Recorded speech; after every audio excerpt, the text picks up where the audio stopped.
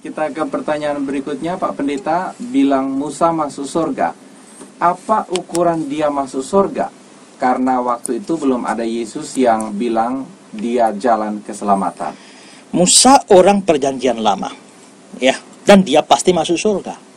Karena apa? Dia muncul dalam satu peristiwa transfigurasi bersama dengan Elia bertemu dengan Yesus. Ya, Musa dan Elia ketemu Yesus di gunung itu, gunung kemuliaan itu. Dan sudah pasti Musanya ada di surga. Tidak mungkin kalau Musa di neraka, Tuhan angkat Musa keluar dari neraka suruh ketemu Yesus. Untuk apa? Ya, jadi Musa pasti di surga. Tapi pertanyaannya, Musa itu hidup sebelum Yesus. Padahal Yesus berkata, aku jalan keselamatan, tidak seorang pun sampai pada Bapa kalau tidak melalui aku. Berarti Musa sampai ke surga melalui Yesus. Tapi kalau Musa sudah mati, Yesus belum lahir. Bagaimana Musa bisa menjadikan Yesus menjadi jalan keselamatan? Ingat, saya sudah jelaskan minggu kemarin, orang-orang perjanjian lama diselamatkan karena iman pada Kristus. Tapi iman pada Kristus yang akan datang. Kalau Simon Petrus, Andreas, Bartolomeus, Filipus dan sebagainya, mereka beriman kepada Yesus yang sedang datang saat itu.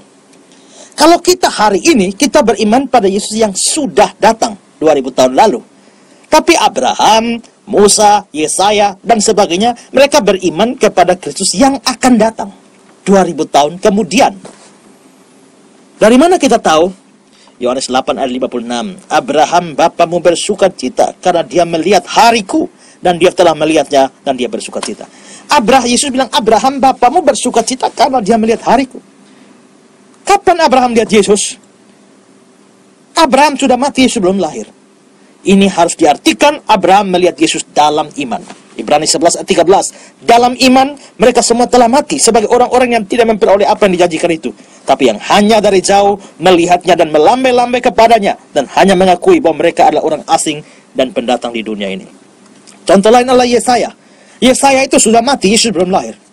Tapi Yohanes 12 ayat 81 mengatakan, hal ini dikatakan oleh Yesaya karena dia telah melihat kemuliaannya dan telah berkata-kata tentang dia. Berarti Yesaya melihat dalam iman. Orang beriman lainnya juga begitu. Ibrani 11 ayat 39. Dan mereka semua tidak memperoleh apa yang dijanjikan itu, sekalipun iman mereka telah memberikan pada mereka sesuatu kesaksian yang lebih baik. Dan pertanyaan saudara tentang Musa. Ibrani 11 ayat 26. Iya di sini Musa. Musa menganggap penghinaan karena Kristus sebagai kekayaan yang lebih besar daripada semua harta Mesir. Bagaimana Musa bisa anggap penghinaan karena Kristus sebagai kekayaan yang lebih besar daripada semua harta Mesir? Kristus belum ada saat itu. Jadi dia pasti melihat Kristus di dalam iman. Nah, jadi keselamatan itu dalam perjanjian lama itu karena iman pada Kristus yang akan datang. Tapi pada saat Kristus mati di atas kayu salib, efek penebusannya itu bergerak ke belakang. Menebus orang-orang dalam perjanjian lama.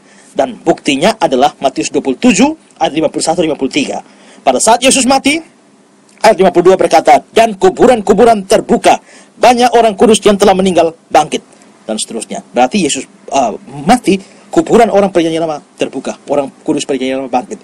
Ini menunjukkan bahwa kematian Kristus punya efek. Dia berlaku surut dan berdampak kepada orang-orang perjanjian lama. Jadi orang-orang beriman perjanjian lama ditebus juga oleh Kristus, dan mereka masuk ke dalam surga karena iman pada Kristus yang